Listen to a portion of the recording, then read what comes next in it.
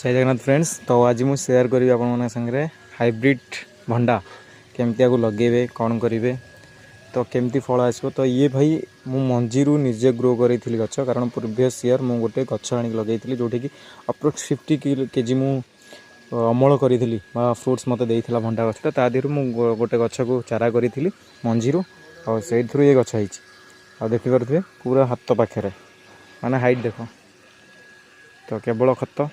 Height एति जोटा कि मु हाथ रे भी टच कर बहुत पाखे पूरा हाथ पाइब आपन को आराम से। तो ये मात्र 1 2 3 4 5 ये गोटे 6 7 8 एमती पूरा ऊपर जे ही आसो तलू स्टार्ट होगा। तो लकीली एटा दिभाग हो छोटियाटार देखो यार मोटे ही एति कि फ्रुट्स देख एटा मिनिमम 5 किलो पाखापाखि ही हम भंडा कारण प्रिवियस ईयर गचर होता माने आर मदर प्लांट रे जहाँ दिहर मु मंजी पकई चारा करके एटा लगे देखिपे आप मैंने इजिली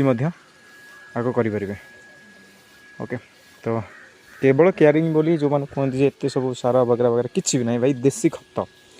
जोटा कि आमर जो मुग बिरी तार जो बाड़ी सारा पर चोपा मान जो गचर वेस्ट प्रोडक्ट एंड खत गोबर खत आउ आपंकर जो सार यहाँ गोटे लेंबू चारा जो हाइब्रिड लेंबू देखी ना तार गोटे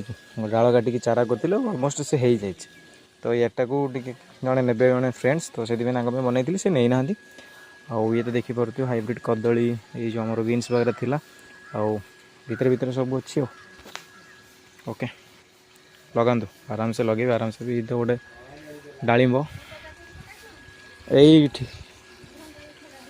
डालिंब देखो ये भी हाथ पाखे डालिंब भाई आराम से डालिंब आम कुकुर